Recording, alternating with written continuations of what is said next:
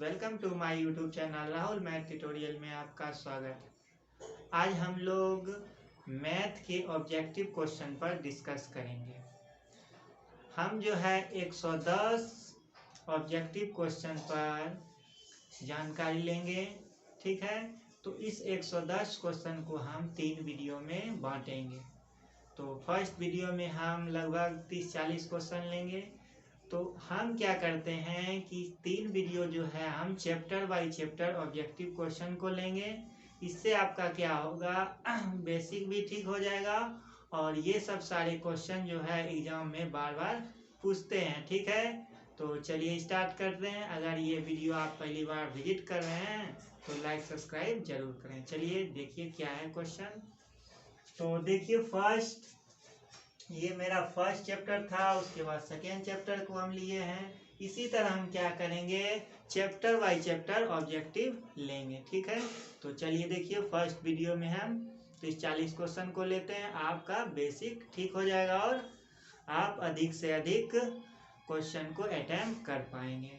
तो चूंकि आपका एग्जाम जो है 15 फरवरी से है, 100 क्वेश्चन रहता है। 100 क्वेश्चन में आपको ओनली 50 क्वेश्चन ही बनाना होता है, ठीक है। चलिए देखिए क्या है। फर्स्ट क्वेश्चन आपका है √3 है एक परिमेय संख्या, प्राकृत संख्या और अपरिमेय संख्या, ठीक है। तो इसमें ध्यान दीजिए कि आप जानते हैं परिमेय संख्या और अपरिमेय संख्या। तो परिमेय संख्या क्या जानते हैं कि वैसा संख्या जिसको हम P/Q के रूप में लिख सकते हैं, ठीक है। और परिमेय संख्या क्या जानते हैं, जिसको हम P/Q के रूप में नहीं लिख सकते, यही जानते हैं। और प्राकृत संख्या तो आप जानते हैं, गिनती की संख्या को प्राकृत संख्या कहते हैं। अब देखिए इस पर हम डिस्कस करते हैं। देखिए क्या, तो हम क्या जानते हैं कि √3 का जब हम स्क्वायर रूट यानी इसका वर्गमूल निकालेंगे तो देखिए इसका क्या आएगा 1.7 डॉट डॉट डॉट। जब इसका हम वर्गमूल निकालेंगे तो क्या होगा, ये जो है कभी नहीं कट यानी कि भाग पूरा तरीका से नहीं लगेगा। कहने का मतलब इसका स्क्वायर रूट जो है 1.714 ऐसे बढ़ते जाएगा।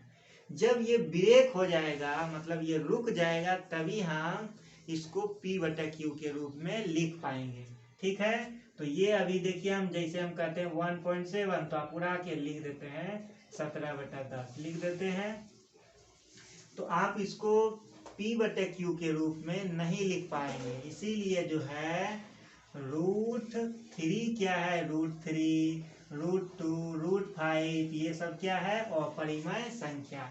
इसी तरह ये क्या हो गया, √3 एक अपरिमेय संख्या जो कि बार बार एग्जाम में पूछते हैं। √3 एक अपरिमेय संख्या। दूसरा क्वेश्चन देखिए फिर क्या है, कह रहा है पाई है एक।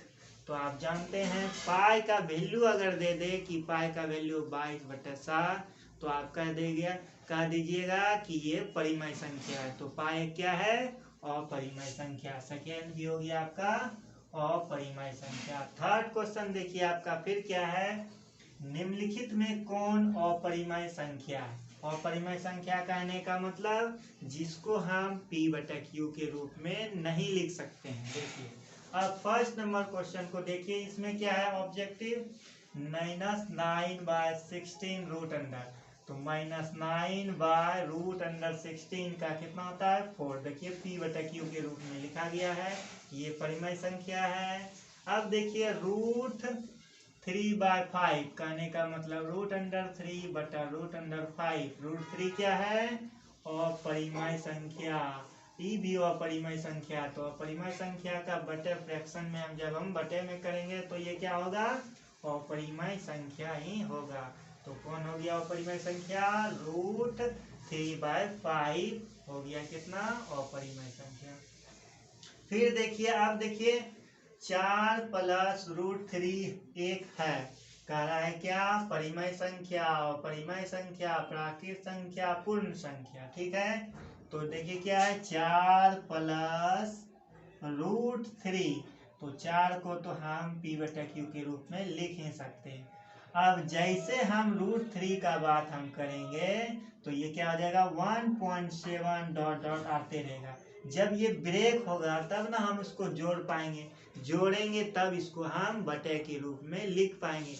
ये कभी जुटने वाला संख्या नहीं है और ना ही इसको हम बटे के रूप में लिख पाएंगे। ठीक है, तो इस तरह ये भी आपका क्या हो गया, अपरिमेय संख्या। तो देखिए ये जो है आप 4 क्वेश्चन को जो हम सॉल्व किए, तो आप ये देखते होंगे कि बार बार एग्जाम में ये चीज रिपीट होता है। तो कभी कह देता है √3 क्या है, कह देते हैं कि आप अपरिमेय संख्या, तो कभी कभी पाई पूछ देता है, कभी कहता है ये बताइए कि क्या है, अपरिमेय है कि परिमेय है। फिर ऐसा भी क्वेश्चन। आप देखिए हम आते हैं 5 नंबर क्वेश्चन को।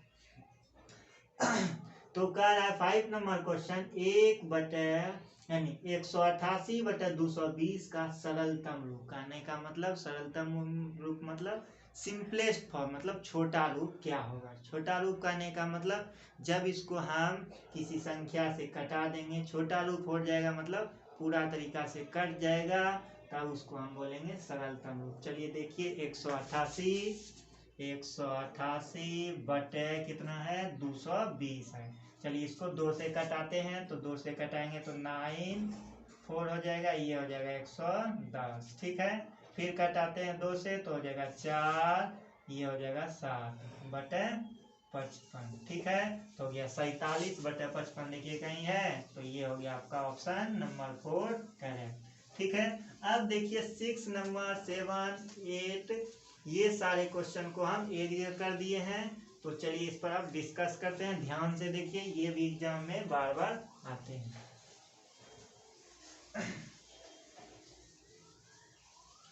तो देखिए अब क्या है,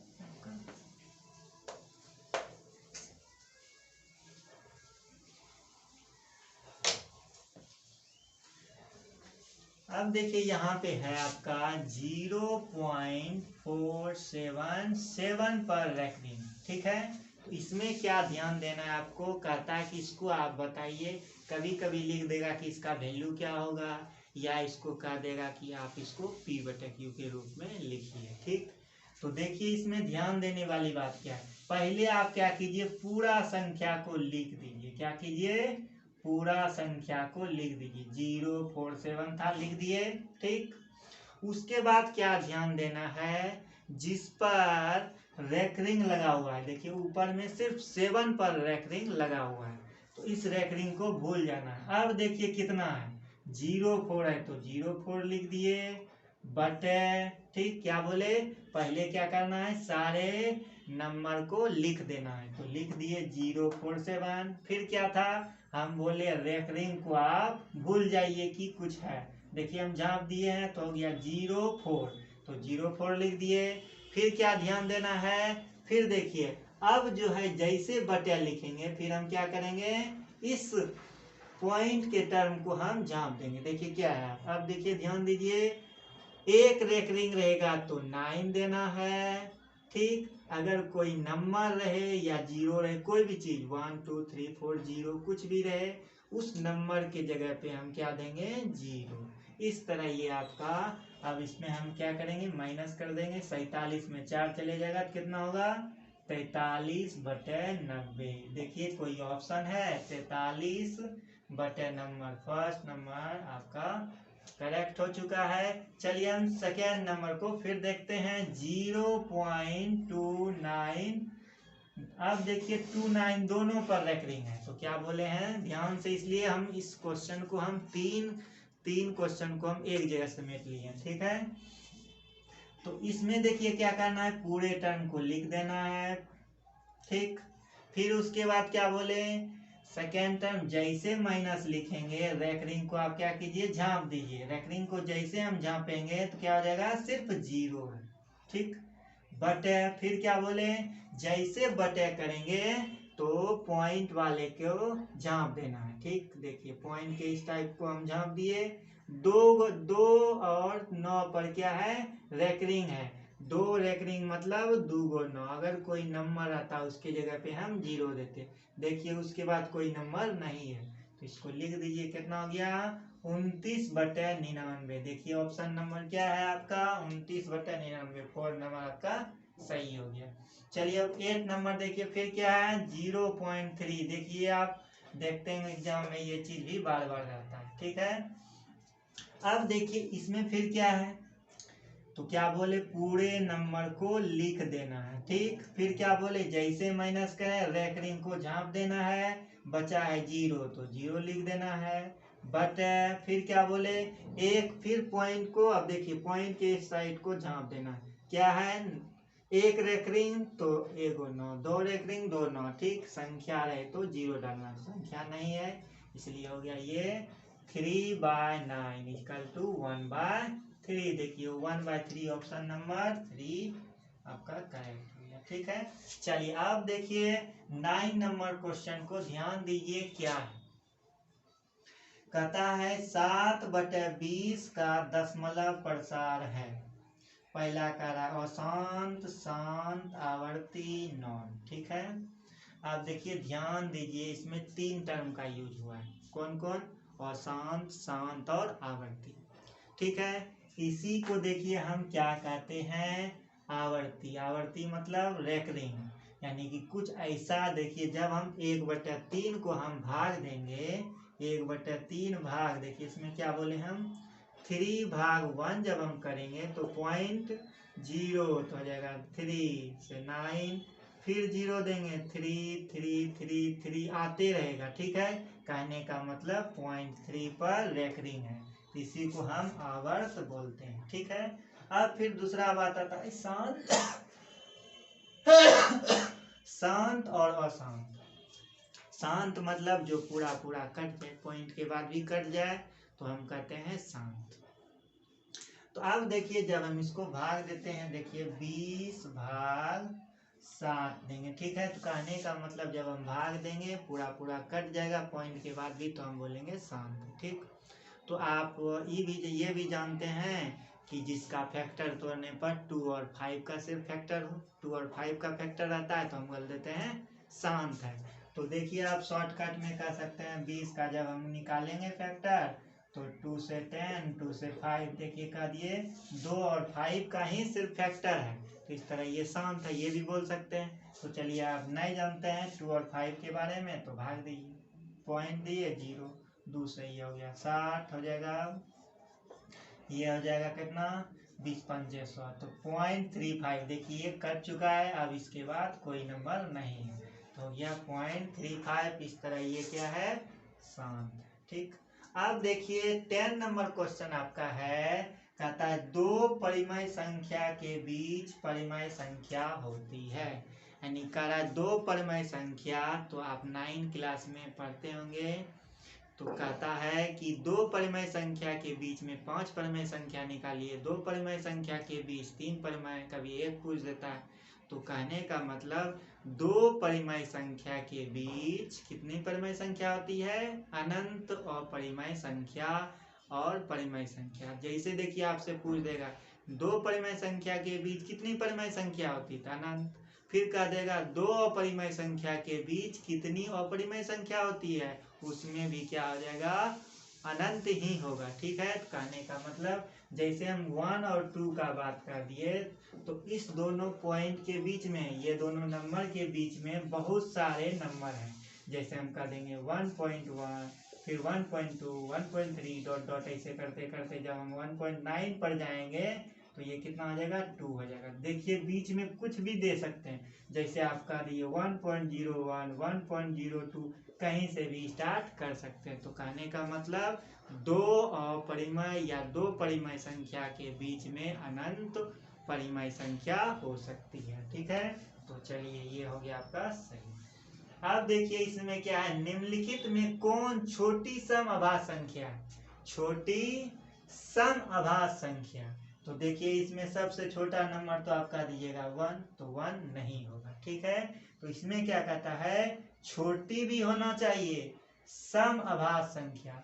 तो अब देखिए इसमें पहली बात तो हम जानेंगे कि सम संख्या किसको बोलते हैं। तो सम संख्या कहने का मतलब वैसा संख्या जिसे हम 2 से भाग देते हैं तो पूरा पूरा कट जाता है, तो उसको हम क्या बोलते हैं सम संख्या। ठीक, अब फिर आता है अभाज्य संख्या। तो अभाज्य संख्या किसको बोलते हैं कि वैसा संख्या जो एक और सिर्फ उसी संख्या से भाग लगे। ठीक है, तो कहने का मतलब अगर हम इसमें 2 का बात कर दें, ठीक, तो 2 का जैसे हम बात करेंगे तो देखिए क्या है, 2 जो है सम संख्या भी है, 2 से भाग देने पर पूरा पूरा कट जाएगा, और सबसे छोटा जो है अभाज्य संख्या भी है, एक और सिर्फ उसी संख्या से भाग लगता है। इस तरह आपसे पूछेगा, कभी कभी आप कहीं जाते हैं तो आपसे क्वेश्चन पूछ देता है कि बताइए कि सबसे छोटा अभाज्य संख्या क्या है, तो आप बोल दीजिएगा 2। क्या बोलिएगा? 2। अब हम आगे बढ़ते हैं, क्वेश्चन नंबर 12 को देखते हैं क्या है। चलिए देखिए, अब क्वेश्चन नंबर जो है आपका 12 क्या है, देखिए कहता है एलसीएम ए बी गुना एचसीएफ ए बी बराबर है। तो आप क्या जानते हैं कि लॉस गुना मॉस बराबर 2 संख्याओं का गुणनफल, ठीक है, यही जानते हैं कि 2 संख्याओं का गुणनफल, क्या जानते हैं, 2 संख्याओं का गुणनफल, क्या जानते हैं, लॉस गुना मॉस, यही जानते हैं। तो कह रहा है इसमें कि 2 संख्या एलसीएम गुना एचसीएफ, लॉस गुना मॉस, तो लॉस कितना है, ए बी का लॉस, तो मान लीजिए इसका लॉस इसका मॉस, ठीक है, दोनों का जब हम गुणनफल करेंगे तो एलसीएम गुना एचसीएफ करेंगे तो 2 संख्याओं का गुणनफल, 2 संख्या इसमें क्या क्या ए और बी है, तो क्या आ जाएगा ए बी, यही आपका आंसर हो जाएगा। तो ये आपका 4 नंबर क्वेश्चन हो गया। अब देखिए इसी को ध्यान से देखिए, फिर 13 नंबर क्वेश्चन आपका क्या है, कह रहा है कि 2 संख्याओं का मौसो, 2 संख्या का मौसो निकाला तो आया उसका 25, फिर उसी तरह 2 संख्या का लॉसो निकाला होगा तो उसका आया होगा 50। तो कहता है इनका गुणनफल बताइए, तो देखिए उसमें क्या है, लॉस गुना मौसो, तो लॉस कितना है 50, ठीक, गुना मौसो का बात करेंगे तो 25। अब दोनों को हम मल्टीप्लाई करेंगे तो हो जाएगा 1250। तो देखिए 1250 है, 3rd नंबर आपका आंसर करेक्ट हो गया, ठीक। अब देखिए यहाँ पे आता है 2 संख्याओं का मौसो 15 है, लॉस ऑफ 105 है, यदि उनमें से एक संख्या 5 है तो दूसरी संख्या बताइए। अब देखिए फिर आप एक क्वेश्चन जानते हैं, इसका रिजल्ट दूसरी संख्या बराबर क्या जानते हैं, तो दूसरी संख्या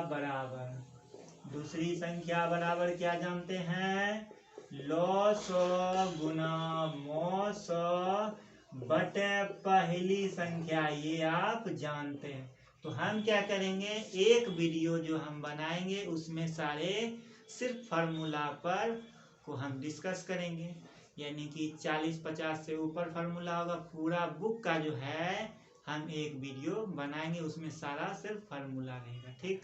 चलिए, तो दूसरी संख्या बराबर क्या होता है, लॉस गुना मॉस बटे पहली संख्या या एक संख्या, बोलिए जो बोलना। तो देखिए लॉस आपका 105 है, गुना मॉस आपका 15 है, और पहली संख्या आपका 5 है, तो कटा दीजिए आप, 5 से ये हो गया 3, 5 दिया 15, हो गया 315। देखिए को अब 3rd नंबर आपका सही है। अब आते हैं, देखिए दूसरे चैप्टर पे आते हैं, द्विघात समीकरण। धीरे धीरे क्या होगा, हमारा चैप्टर समाप्त हो जाएगा। चैप्टर जैसे समाप्त होगा दूसरे ऑब्जेक्टिव पर आ जाएंगे। तो ये चीज जो है संख्या वाला चैप्टर खत्म हो चुका है। अब हम आते हैं द्विघात समीकरण की ओर।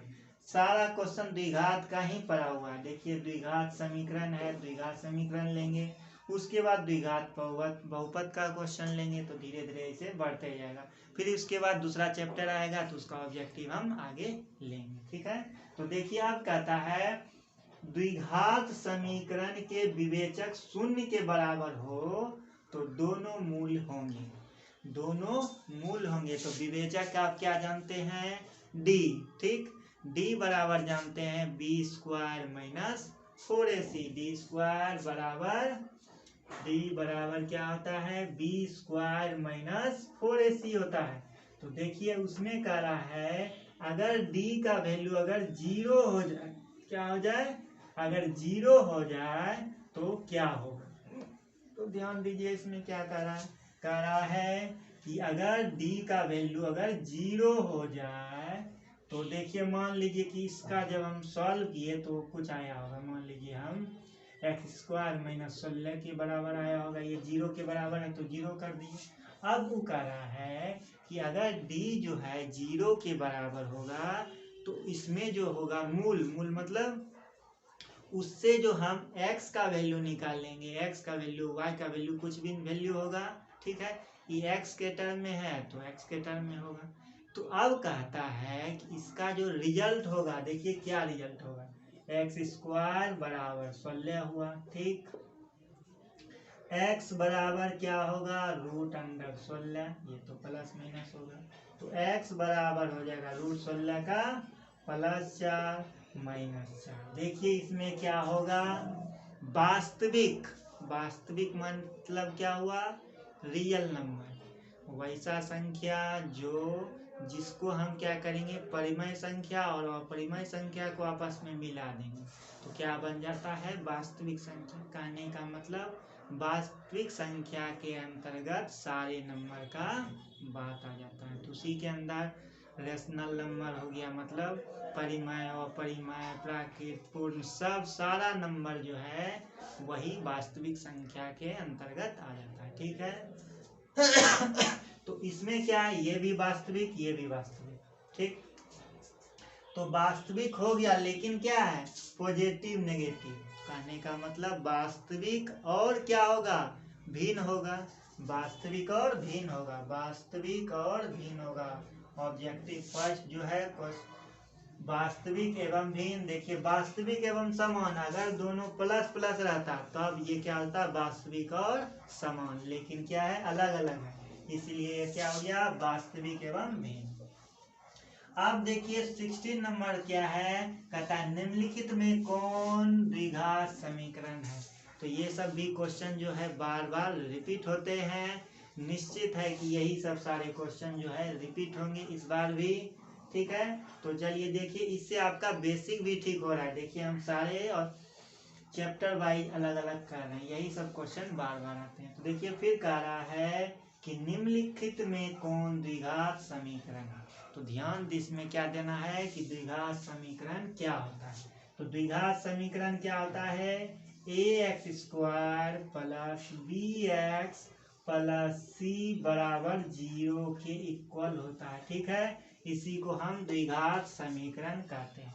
तो कहने का मतलब कोई भी समीकरण अगर इस फॉर्म में रहे तो हम इसको क्या बोलेंगे, द्विघात समीकरण बोलेंगे, ठीक है। तो देखिए अब इसमें आते हैं कौन कौन है। तो देखिए जब इसको हम मान लीजिए हम लास्ट से स्टार्ट करते हैं, तो फर्स्ट में मेरा देखिए ये जो है क्यूबिक इक्वेशन का नहीं मतलब त्रिघात समीकरण हो गया। देखिए पावर कितना है, 3 है, यहाँ आना चाहिए स्क्वायर, तो ये तो कैंसिल हो चुका है, खत्म। अब देखिए इसको जब हम सॉल्व करेंगे तो क्या आ जाएगा, x + 1/x बराबर 2 है।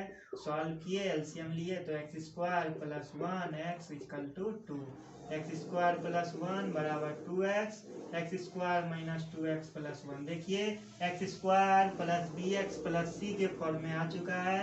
ये भी आपका क्या है, द्विघात समीकरण ही है। तो इसमें का निम्नलिखित में कौन द्विघात समीकरण है, तो ये आपका द्विघात समीकरण। चलिए थोड़ा इस पर डिस्कस कर लेते हैं। सेकेंड नंबर तो क्या है, 2x² बराबर है 2x - 1/x। इस पर भी डिस्कस कर लेते हैं, ये जो है द्विघात समीकरण है या नहीं है। तो आप देख लिए x² है तो आप कह दीजिएगा द्विघात है, लेकिन ये चीज नहीं है द्विघात। देखिए कैसे, 2x² इक्वल टू क्या आ जाएगा, एलसीएम जब हम निकालेंगे तो 2x² - 1, इसको इससे गुना करेंगे 2x³ आ गया इक्वल टू 2x² - 1। देखिए ये क्यूबिक इक्वेशन मतलब त्रिघात आ गया, इस तरह ये भी नहीं होगा, ठीक।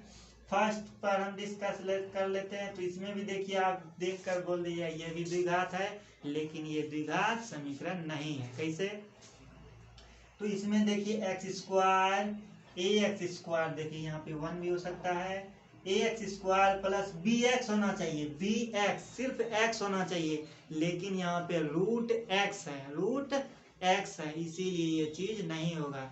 एक्स के रूट एक्स अगर नहीं रहता, सिर्फ एक्स रहता, तो ये क्या आ जाता, द्विघात समीकरण। ठीक है, तो अब इसको हम क्या कह सकते हैं, सिर्फ यही द्विघात समीकरण। ठीक, अब देखिए इसमें क्या कहता है, ध्यान दीजिए कि अगर कोई द्विघात समीकरण दिया गया है, ठीक, द्विघात समीकरण से पूछेंगे कि x square plus b x plus c, तो कहेंगे इससे जो है x का वैल्यू कितना होगा, तो x का वैल्यू 2 होगा। द्विघात समीकरण है तो x का वैल्यू 2, त्रिघात है तो x का वैल्यू 3 होगा, 4 है तो 4 होगा। ठीक है, इसी तरह हम कह सकते हैं। अब देखिए इसमें क्या कर रहा है, किसी द्विघात बहुपद के शून्य, जैसे बहुपद बोल दे तो खत्म, जीरो के इक्वल नहीं होगा, जीरो के इक्वल नहीं होगा तो क्या होगा, द्विघात बहुपद के शून्यकों की अधिकतम संख्या कितनी होगी।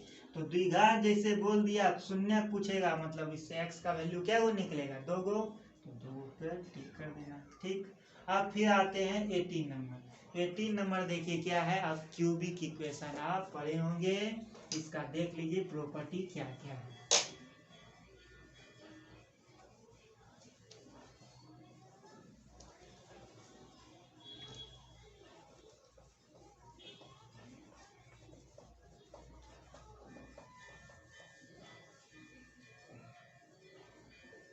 देखिए अब क्यूबिक इक्वेशन कहने का मतलब a x cube plus b x square plus c x plus d बराबर 0, यही है त्रिघात समीकरण।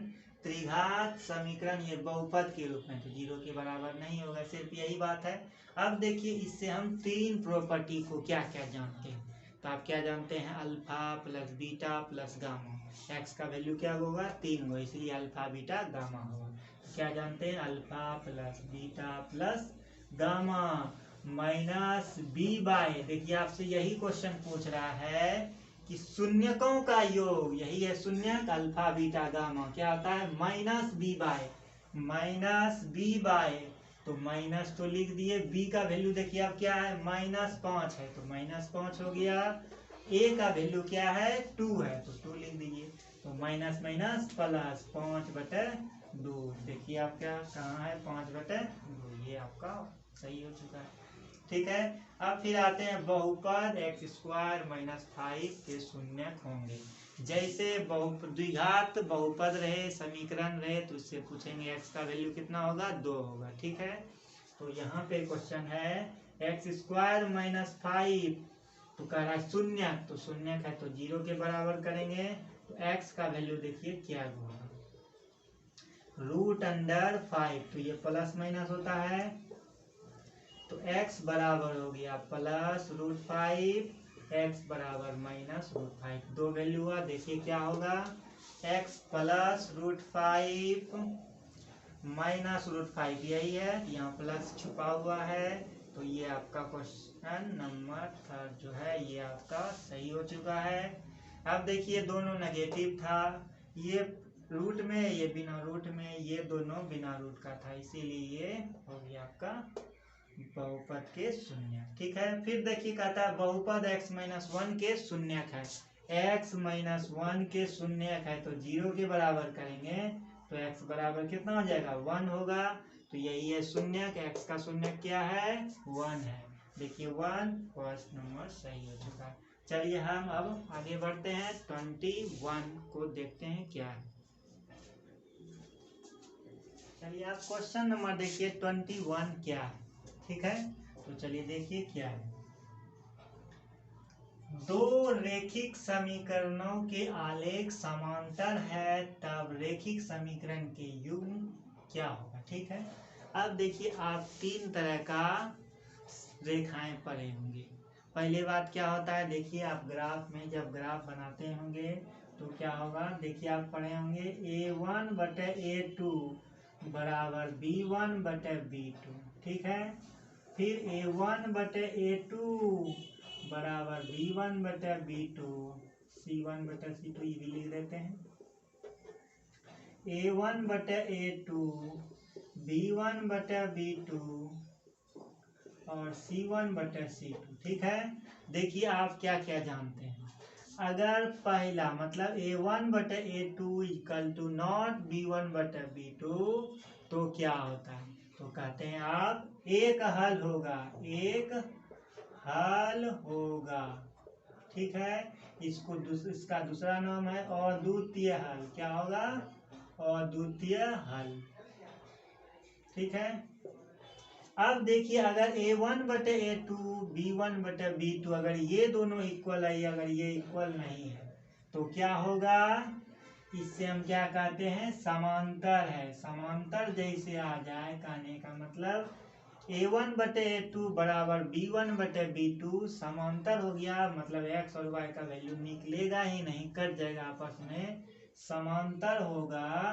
तो इससे क्या होगा, कोई हल नहीं, कोई हल नहीं। ठीक है, और थर्ड नंबर क्या होता है, जब तीनों इक्वल रहे तो क्या होगा, इससे क्या जानते हैं, अनेक हल होगा। क्या होगा, अनेक हल होंगे। ठीक है, अब देखिए वही क्वेश्चन यहाँ पे है, कहता है दो रैखिक समीकरण, तो समीकरण के रूप में हुआ होगा ये, कहता है दो रैखिक समीकरण के आलेख समांतर है, समांतर है, तो कहता है कि इसका जो युग्म होगा क्या होगा, कितना हल होगा, तो कहता है एक हल होगा, दो हल होगा, अनंत होगा, कोई नहीं। ठीक है, तो कहता है कि कोई हल नहीं होगा।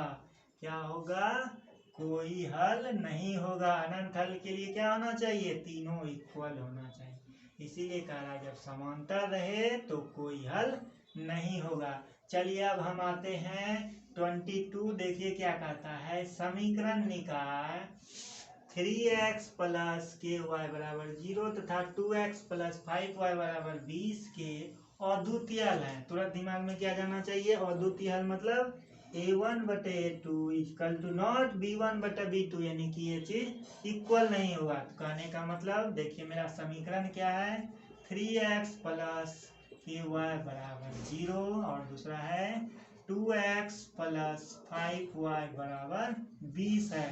तो कहता है क्या चीज, अद्वितीय हल है। तुरंत इस पे आएंगे, A1 का मान हो गया 3 बटा 2 इक्वल टू नॉट के बटे 5 हो जाएगा। ठीक, सॉल्व कीजिए, देखिए क्या होगा। तो 5 तिया 15, मान लीजिए बीच में अभी इक्वल नहीं है, 5 तिया 15 बराबर इक्वल टू नॉट 2 के 15 बटे 2 इक्वल टू नॉट के, यानी के का वैल्यू अगर हम 15 बटे 2 लेंगे तो क्या होगा, एक हल होगा 15 बटे 2। तो फर्स्ट नंबर सही हो चुका है। ठीक है, अब आते हैं 23 नंबर, देखिए क्या है, यदि बहुपद fx बराबर x square minus 3x plus 5 के शून्यक a तथा b है। तो देखिए ये सब क्वेश्चन जो है आप पढ़ते होंगे। ठीक है, तो इसमें क्या किया है कि शून्यक का नाम बदल दिया। शून्यक का नाम क्या कर दिया है, अल्फा बीटा न कह के इसमें क्या कर दिया है, ए बी कर दिया। तो ए बी के फॉर्म में देखिए कह रहा है, तो ए बी के फॉर्म में हम बात करते हैं। देखिए ध्यान दीजिए इसमें क्या है,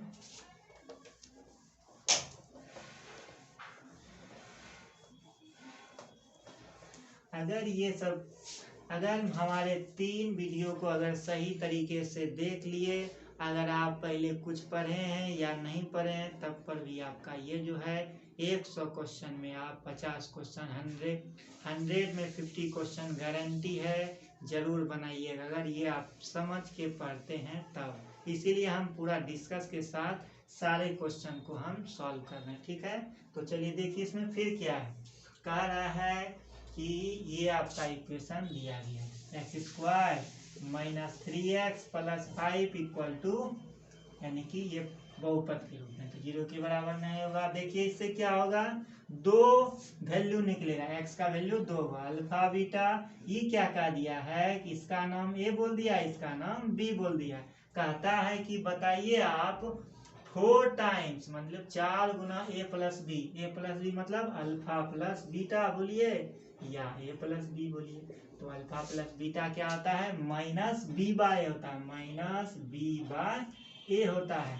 तो देखिए इसमें क्या माइनस, तो पहले से b का वैल्यू क्या है, -3 है बटे इसमें 1 हो गया 3। ठीक, अब देखिए फिर कहता है 4 से गुना कीजिए, 4 गुना a प्लस बी, तो 4 गुना a प्लस बी का वैल्यू आया 3, 4 दिया 12, देखिए 12 हो गया।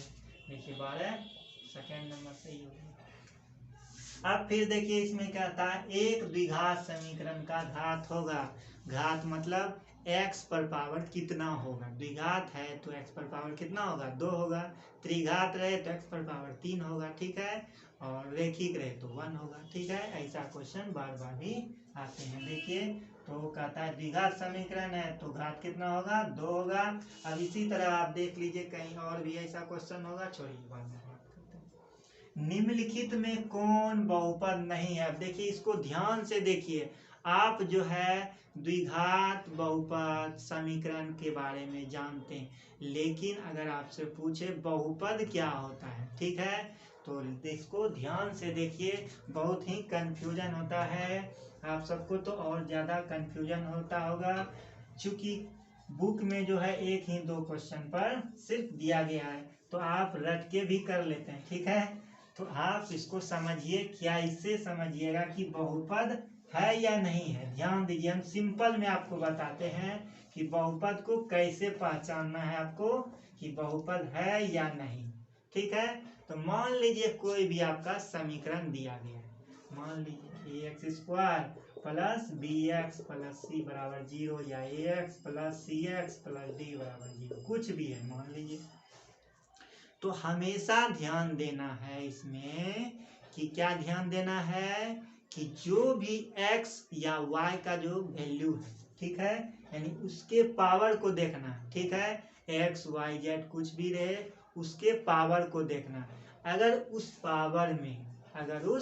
पावर में सिर्फ क्या रहे, अगर उस पावर में देखिए ध्यान दीजिए कि अगर हम कह दें 0 1 2 3, अगर उसके पावर में अगर पूर्ण संख्या सिर्फ रहे, पूर्ण संख्या मतलब 0 से काउंटिंग नंबर करेंगे 0 1 2 3 4। ठीक है, तो अगर ये सारा नंबर रहेगा तब हम उसको बोलेंगे बहुपद। सिंपल में यही बोलना है कि यानी कि जो वेरिएबल है मतलब जो चर राशि है, चर राशि पर क्या होना चाहिए, पूर्ण संख्या रहना चाहिए, तभी वह बहुपद होगा। ठीक है, अब चलिए हम सवाल पर जाते हैं। तो बहुपद देखिए इस पर पावर कितना है 1 है, तो कह दिए कि देखिए ये भी मैच हो रहा है। ठीक, अब y² देखिए 2 है, 2 भी इसमें आ जाता है। ठीक, अब देखिए इस पर जैसे हम बात कर दें तो क्या आ जाएगा 3 या √x है तो x पर पावर 1/2, तुरंत हम पकड़ लिए ये क्या है 1/2, इसमें कभी नहीं आएगा, क्योंकि 1/2 जो है ना ही प्राकृत संख्या ना ही पूर्ण संख्या। ठीक है, ये तो परिमेय संख्या, तो तुरंत हम बोल देंगे ये जो आपका क्या है बहुपद नहीं है। इस पर आते हैं, देखिए x² है तो ये तो होगा ही बहुपद, तो पता चल गया बहुपद क्या होता है। ध्यान देना है कि बहुपद यानी कि चर राशि के घात पर क्या होना चाहिए 0 1 2 3 4 ऐसे ही कुछ टर्म रहेगा, तब उसको हम बहुपद बोलेंगे। ठीक है, ध्यान देने वाली बात यही है। अब फिर आता है निम्नलिखित में कौन द्विघात समीकरण नहीं है। अब देखिए क्वेश्चन कह रहा है, गौर गलती नहीं कर बैठिएगा, यहाँ पे कह रहा है नहीं है, तो ध्यान देना है, नहीं पर बात करना है, हाई पर नहीं करना है। ठीक है, तो चलिए देखिए फिर क्या है, ध्यान दीजिए। चलिए फर्स्ट नंबर क्वेश्चन देखिए। अब जैसे हम इसका क्यूब करेंगे, देखिए ध्यान दीजिए कि जैसे इसको हम सॉल्व करेंगे x + 2 का होल क्यूब बराबर है x² - 1। तो थोड़ा देर के लिए आप रुक जाइएगा, कहिएगा कि ये जो है आपका क्या है द्विघात समीकरण नहीं है, क्योंकि ये देखिए क्यूब है, a + b का होल क्यूब हो रहा है। तो देखिए इस पर भी गौर कीजिए, जब इस दोनों को हम मल्टीप्लाई करेंगे तब पर भी ये तो क्यूबिक आएगा, क्यूबिक कट भी सकता है। तो चलिए इसको पहले हम सॉल्व करते हैं, किस तरह ये इक्वेशन होना चाहिए ax² + bx + c के रूप में होना चाहिए, तभी ये द्विघात समीकरण होगा, इस फॉर्म में होना चाहिए। ठीक है, यानी x² टर्म होगा फिर x वाला तब फिर कोई कांस्टेंट। ठीक है, तो कांस्टेंट टर्म वाला होगा। चलिए इसको सॉल्व करते हैं। तो क्या जानते हैं आप a + b का होल क्यूब, तो क्या क्यूब जानते हैं, a cube plus b cube plus 3a² b plus 2 3ab²। इसको गुना करेंगे क्या आ जाएगा, x³ माइनस x। ये टर्म और ये टर्म कैंसिल हो चुका है, तो ये हो गया आपका 8, ठीक है। ये हो गया 6x² प्लस हो गया आपका 12x plus x equal to 0, तो हो गया 6x² प्लस 13x प्लस 8। देखिए कुछ टाइम पहले आप कह रहे थे कि ये जो है क्यूबिक इक्वेशन है, ठीक है, यानी कि त्रिघात बहुपद है। देखिए किस में बदल गया, द्विघात समीकरण में बदल गया। इस तरह अगर ऐसा क्वेश्चन रहे तो पहले आप इसको सॉल्व कीजिए, तब उसके बाद आगे बढ़िए। देखिए इसमें कह रहा है कि इसमें कौन द्विघात बहुपद नहीं है, तो फर्स्ट नंबर आपका द्विघात समीकरण है। अब इसको सॉल्व करते हैं। चलिए इसको सॉल्व करने के बाद देखते हैं क्या होता है। x + 1 का whole square equal to 2x + 3 है, तो a + b का होल स्क्वायर हुआ a² + b² + 2ab, 2x = 2x + 6। ये और ये cancel, x² minus 5 equal to, ये भी आपका द्विघात समीकरण ही है, ठीक है। फिर देखिए इस पर आते हैं, a + b × a - b, देखिए वही है a² - b², तो क्या हो जाएगा x² - 4 = 6। ये भी द्विघात समीकरण है। जैसे अब इस पर आएंगे 4 नंबर पर, तो ये है x² + 1/x² = 0। जब इसका एलसीएम निकालेंगे तो x⁴ + 1/x² = 0, तो क्या हो जाएगा x⁴ + 1 = 0। देखिए ये पावर होना चाहिए 2, लेकिन यहाँ पे पावर 4 है, इसीलिए ये जो है द्विघात समीकरण नहीं है, तो 4 नंबर सही हो चुका है, ठीक है। अब देखिए 27 नंबर क्या है, ध्यान दीजिए 27।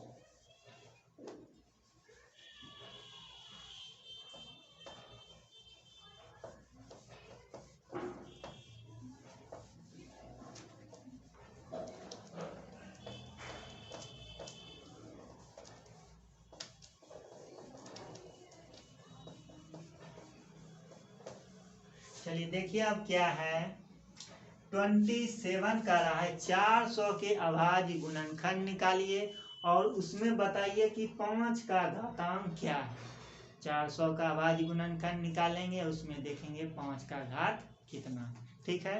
तो चलिए देखिए 400 का हम निकालते हैं अभाज्य गुणनखंड, तो 2 से ये 200 हो गया, 2 से 100 हो गया, 2 से 50, 2 से 25, 5 से 5, तो 2 का फैक्टर कितना है, जो 5 का स्क्वायर है। तो घातांक पूछ रहा है, तो घातांक कितना हो जाएगा, 5 का घातांक 2 हो जाएगा, फर्स्ट नंबर सही हो गया। अब आते हैं 28, निम्नलिखित में कौन सा युग्मशः अभाज्य संख्या है। तो आप जानते हैं क्या अभाज्य संख्या के बारे में, लेकिन यहाँ पे क्या लिखा है, सह अभाज्य संख्या। सह अभाज्य संख्या मतलब एक अभाज्य संख्या उसके साथ एक और अभाज्य संख्या जुड़ा हुआ, तो सह अभाज्य संख्या इसका इंग्लिश नाम है कोप्राइम नंबर, ठीक है।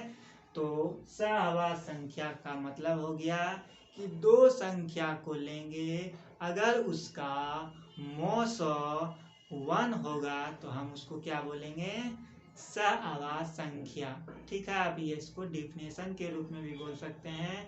यदि 2 संख्याओं का मौसो 1 हो तो उसको हम क्या बोलेंगे, सह अभाज्य संख्या, ठीक है। तो इसमें देखिए युग्म दिया गया है, तो हम उससे क्या करेंगे, अभाज्य यानी किससे मौसो निकालेंगे। मौसो निकालने के बाद अगर यह 1 आ गया तो क्या कहेंगे हम, ये सह अभाज्य संख्या। चलिए हम भाग देते हैं, देखिए 13 भाग 65 करेंगे तो ये तो कट गया, इसका मौसो जो है 13 हो गया, ये तो कैंसिल ही हो गया, ये सह अभाज्य संख्या नहीं है। 21 से भाग देंगे 84 में, 21 भाग 84 दिए, 4 से ये कितना हो जाएगा 84, ये कट गया, इसका मौसो 21 है, ये भी सह अभाज्य संख्या नहीं होगा।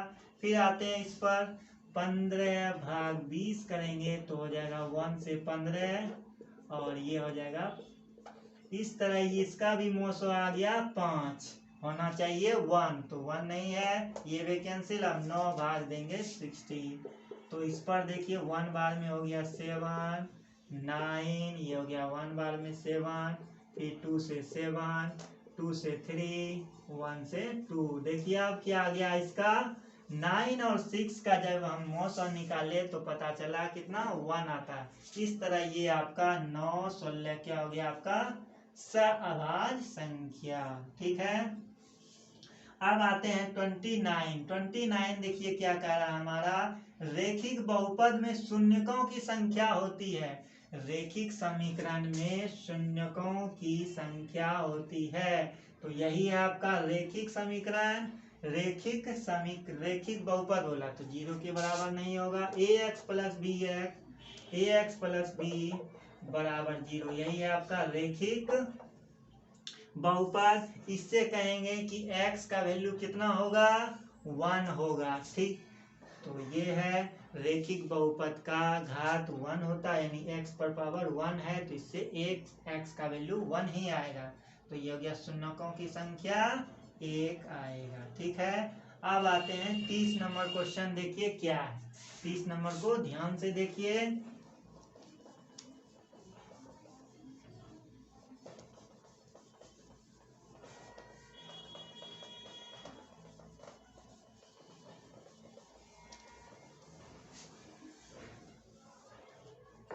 देखिए 30 नंबर कहता है f(x) बराबर दिया गया है 3x² माइनस 7x प्लस 2। तब कहता है कि बताइए f-1 कितना होगा। ठीक है, देखिए x के फॉर्म में था तो x लिखा हुआ है, अब x के जगह कहता है -1 बैठाइए, x के जगह पे -1 बैठाइए, यानी x जहां जहां है वहां पे -1 डालेंगे। 3 -1 का स्क्वायर -7 गुना -1 प्लस 2, 3 गुना 1 माइनस प्लस 2, तो 3 प्लस 7 प्लस 2 कितना हो गया 7 3 10 2 12 देखिए है सेकेंड नंबर हो गया। अब आते हैं देखिए, अब आते हैं 31 यानी 31 नंबर क्वेश्चन हमारा है, किसी द्विघात बहुपद के शून्यक यदि -4 तथा 7 है तो द्विघात बहुपद ज्ञात कीजिए। ठीक है, तो देखिए ये जो है आप इसका द्विघात बहुपद पढ़े होंगे। क्या पढ़े हैं कि देखिए हम लिखते हैं तो आप देखिए तुरंत याद आ जाएगा आपको कि क्या पढ़े हैं। ठीक है, चलिए तो क्या क्या पढ़े हैं देखिए, x² minus alpha plus beta into x plus alpha into beta पढ़े हैं। इसी को क्या कहते हैं द्विघात बहुपद का समीकरण। ठीक है, अब जो है इसमें क्या क्या जरूरी है, कहता है कि अल्फा प्लस बीटा चाहिए और अल्फा इंटू बीटा अगर रहे तो इस तरह आपका क्या हो जाएगा द्विघात बहुपद निकल जाएगा। ठीक है, तो उसमें कहता है कि एक जो है 2 शून्यक दिया गया है, तो पहला शून्यक अल्फा का मान दिया है -4 और बीटा का मान दिया गया है 7। ठीक है, चलिए इस वैल्यू को हम इस पर पुट करेंगे यानी रख देंगे, जो आएगा वही द्विघात बहुपद हो जाएगा। ठीक है, तो x² माइनस अल्फा का मान -4 प्लस बीटा का मान 7 हो गया into x plus alpha beta -4 गुना 7 x² माइनस ये हो गया 3x minus 28 x² minus 3x minus 28। इस तरह ये द्विघात बहुपद हो चुका है। देखिए ऑप्शन नंबर 3 जो है आपका करेक्ट है, x² माइनस 3x माइनस 28। ठीक है, चलिए अब आते हैं 32 नंबर क्वेश्चन। देखिए फिर से देखिए यही सेम है, उसमें क्या दे दिया है आपको, देखिए ध्यान दीजिए क्या है। 32 नंबर है, एक द्विघात बहुपद के शून्यकों का योग यानी कि अल्फा प्लस बीटा का वैल्यू दिया है 5, गुणनफल 6 है, अल्फा इंटू बीटा बराबर 6 है, तो कहता है द्विघात बहुपद बताइए। तो x square minus alpha plus beta का मान 5, एक्स अल्फा इंटू बीटा 6 हो गया, x square minus 5x plus 6। देखिए ऑप्शन नंबर सेकेंड को ध्यान से देखिए, यही है आपका। ठीक है, अब फिर देखिए हम आते हैं 33। ठीक है, तो 33 देखिए आपका क्या है।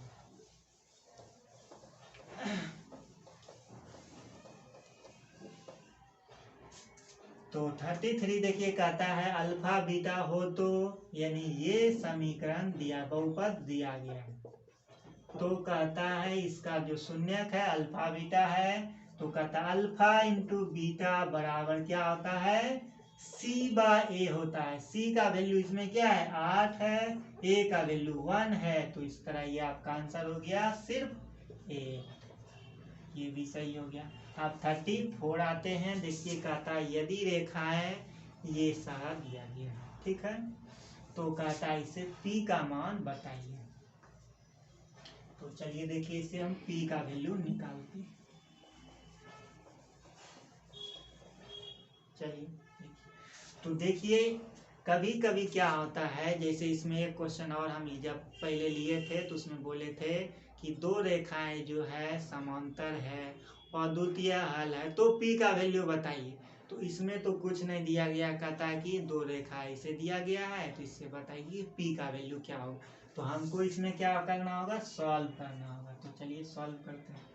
तो 4x plus PY equal to 6 है, ये हो गया 12x plus 9y equal to 15 है। ठीक है, तो हम क्या करते हैं, रेखिक जैसे हम सॉल्व करते हैं तो किसी एक टर्म को घटाते हैं, तो चलिए इसको हम 3 से गुना कर दिए, 4 दिया 12x plus 3py equal to हो गया 18, ये हो गया 12x plus 9y equal to 15, minus minus minus हो गया, ये कट गया आपका, ये हो गया 3py minus 9y equal to 3। ठीक है, तो चलिए हम 3 कॉमन ले लेते हैं इससे। तो 3 जैसे हम कॉमन लेंगे, 3 कॉमन ले लिए, 3y मान लीजिए हम कॉमन लेंगे, तो p माइनस 1 हो गया आपका। ठीक, तो ये हो गया 3 के 3 कैंसिल हो गया, तो यहाँ 1 बचा है, तो y का वैल्यू हो गया आपका, या p का भी वैल्यू निकाल सकते हैं, या y का, y ये रहने दीजिए, तो 1 बटे p माइनस 1 हो गया। ठीक, अब हम करेंगे क्या, इससे पुट कर देंगे। तो देखिए इसमें ध्यान देने वाली बात क्या है कि यहाँ पे क्वेश्चन जो है आपका होना चाहिए समांतर रेखाएं या अद्वितीय हल। इससे क्या होगा, हमेशा जो है x और y का वैल्यू होगा p के टर्म में ही होगा। तो यहाँ पे क्या छूटा हुआ है, कह देगा समांतर रेखाएं हैं, समांतर रेखाएं, थोड़ा मिस हो जाता है क्वेश्चन बनाने के क्रम में। ठीक है, तो चलिए देखिए जब इसको हम x और y का भी वैल्यू निकालेंगे कि p के टर्म में ही होगा, तो यहाँ पे p के टर्म में आंसर नहीं है, तो यहाँ क्या होगा, समांतर रेखा ही होगा। समांतर रेखा कहने का मतलब a1 बटे a2 बराबर b1 बटे b2, ये हम पहले डिस्कस कर चुके हैं। क्वेश्चन नंबर देखिए आप, यही था आपका, यही था, तो हम किए थे। तो इसमें क्या हो जाएगा, 4 बटे 12 इक्वल टू p बटे 9। ठीक है, तो 12p इक्वल टू हो गया 36p बराबर 3। देखिए p बराबर 3 हुआ, यही आप मिस किए हुए थे, यहाँ पे समांतर रेखा होना चाहिए तभी आंसर आ सकता है। ठीक है, थोड़ा मिस हो गया होगा लिखने में, या हमें मिस किए होंगे या क्वेश्चन में मिस हुआ होगा। ठीक है, इस तरह जो है आज हम 34 तक के सारे क्वेश्चन को लिए। नेक्स्ट वीडियो में हम 34 से आगे बढ़ेंगे और चैप्टर भी अलग होगा, यानी कि द्विघात बहुपद के आगे जो चैप्टर है एपीजीपी या कुछ भी है उसको हम आगे लेते हुए बढ़ेंगे। अगर ये सब सारे क्वेश्चन टोटल जो है हम 110 115 क्वेश्चन लेंगे, यानी कि 3 वीडियो में हम ये सारे क्वेश्चन को लेंगे और पूरा बुक का ऑब्जेक्टिव हो जाएगा। तो और एक वीडियो हम बनाएंगे, उसमें क्या करेंगे, सारा फार्मूला को दे देंगे। इससे क्या हो जाएगा, आपका ऑब्जेक्टिव 50 में 50 100 यानी कि 100 में 50 बिल्कुल ही आएगा। ठीक है, आप इस वीडियो को गौर से देखें। अगर ये वीडियो आप पहली बार विजिट कर रहे हैं तो लाइक सब्सक्राइब करना ना भूलें। धन्यवाद।